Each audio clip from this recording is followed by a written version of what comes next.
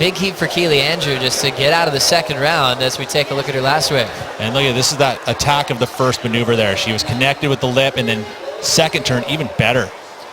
So I think the judges are going to like that, especially that steep part of the wave was there for her on that first section. We haven't seen that in a while. The beginning of this heat, a lot of those first sections were soft, where she was able to find one that gave her that first section.